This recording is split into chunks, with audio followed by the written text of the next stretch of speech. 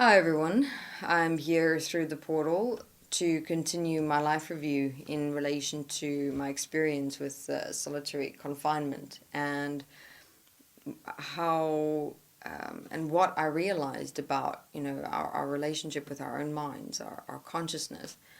So more specifically focusing on how we take for granted our interactions with people, with our environment, our daily life experiences, in the sense of how all of that is actually keeping our thought cycles, our emotional and feeling reaction patterns, behavioral patterns, personalities kind of in check. So in other words, what I saw in my life review was how the mind, our consciousness, literally has for example, these sensors, if you will, that resonate from within your mind, from within your physical body into your external environment. And with that relationship that your consciousness creates to your external environment, whoever comes into your moment or whatever you're seeing and perceiving with your physical eyes and sensing with your physical body, your mind, your consciousness processes.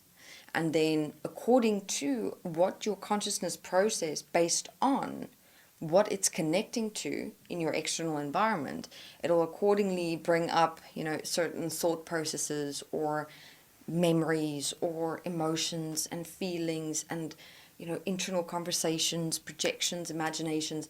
It is extraordinary to see how much of what comes up in your mind, in your daily life experiences, is because of it being triggered by your external environment. Right? Your consciousness is actually more aware through your physical eyes than you are. I mean, if you really have a look at when you look at a room, right, one moment, just look in and then look out, you'll find that you've got a vague remembrance, right, of what it is that you were seeing. So you actually, based on what you see with your physical eyes, remember maybe 10% of the information. Your consciousness remembers 100% and even more. So your mind really captures an exceptional amount of detail of what you're experiencing and sensing, in your external environment, because it is based on that information that your mind will bring up, your thoughts, your reactions, your behaviors, your mannerisms. Your mind is more in control of you than you realize. So therefore, this is actually a gift in the sense that, for those of you who are walking process, your process of from consciousness to awareness, you can utilize these moments of when you're walking into a new room, a new moment with another person, when your moments change as you're moving, as you're walking, you start observing what thoughts and reactions are coming up inside of you, just seemingly automatically or seemingly out of nowhere. Those are the programs and patterns of your consciousness in your mind that you can start working on, investigating, having a look at.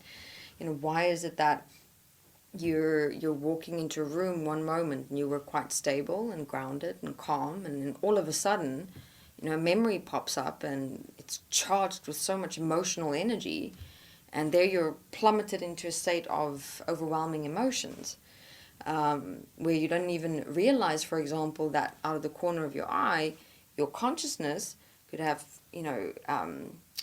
imprinted a memory of a moment where your physical eyes moved, and there was, for example, a vase.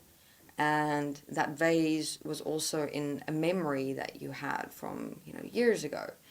And so your consciousness made that connection, saw the memory with the vase imprint, charged with emotion, bring up that memory so that you can go into your emotional state to charge your mind and consciousness with some energy. That's primarily what the purpose of your mind, your consciousness, to bring up as much information in your conscious mind, charged with as much energy as possible, so you can continue generating an existence of energy. There's so many recordings done by so many beings explaining, your existence through your mind and consciousness and the process from consciousness to awareness. But the point that I wanted to make here is that your thinking processes, your experiences, your behaviors. I mean, everything that keeps you in a constant cycle in what is now termed to be life experience, going through your thoughts and your ups and your downs during the day as you're moving through it. There is chaos within it, yes, but at the same time also stability.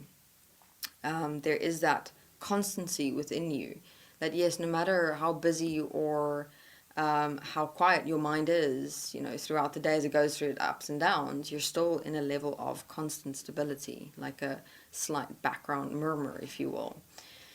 Now, in solitary confinement, you don't have any external stimuli, nothing. It's just you, alone, with yourself, with your own mind as it exists.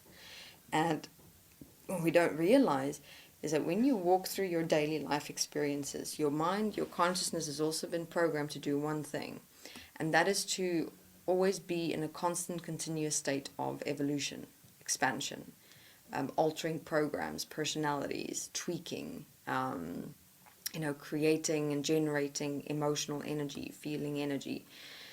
And there is a program or pre-programming existent in the mind or consciousness that if ever anything happens where the external stimuli had been removed, the mind inverts into itself. So instead of having those sensors being connected to the external environment, the sensors invert into the mind itself.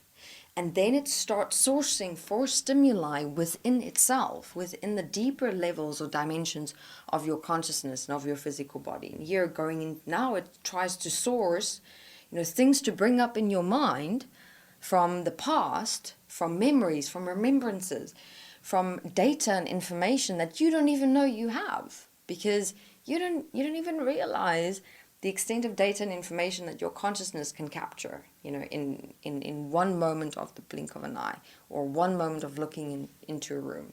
So much data and information. It is amazing. I mean, when I was walking my life review and I was seeing how much data and information was in my consciousness, in my memory banks, looking at the deeper levels of the consciousness on the quantum mind, quantum physical and physical levels, oh my goodness. I could have walked almost 1,000 lifetimes just sorting through and sifting through that information that wasn't even necessarily part of my personalities or my conscious, subconscious, and unconscious mind. It was just filtered in and stored deep. So then the mind starts inverting into itself to try and find things for it to remain, stimulated, for it to trigger, for it to activate, for you to generate emotional energy and feeling energy. And this is where that inversion comes, where the insanity ensues, in the sense that I completely lost touch with reality, completely. My mind, the moment your mind inverts right into itself to try and source data and information, to continue on some level and somewhere or another evolving and expanding and changing, your being, your awareness gets pushed down, into also a form of an internal solitary confinement. And your mind just takes over and it says, right, I don't need your being or your awareness anymore here. I'm just going to take over your entire mind, your entire body, and I'm going to bring up these thoughts, these personalities, these memories, these conversations. And then it can even go so far as the mind can project, past people into the external environment from within the mind. And that's what happened to me as well. Like people and memories that I had from teenage years. My consciousness would project out into physical matter, and it would look like the person is really standing there. It would look like the memory is really here, like I'm living it, like you are seeing now with your physical eyes, was how real it was. Maybe a little bit more hazy, because the projection is not in as much detail, but very similar. And I was just completely lost. I sometimes have these moments, after I had left solitary confinement, where I was aware and back in reality.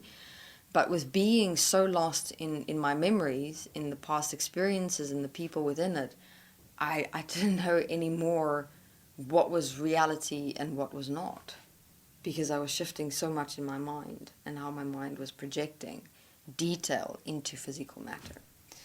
So there's a lot to learn still for humanity in relation to how the mind or consciousness works, especially if you get lost in it so completely, so absolutely. And my main practical support for you, to take from my experience, would be to not take your daily life experiences or daily life moments for granted.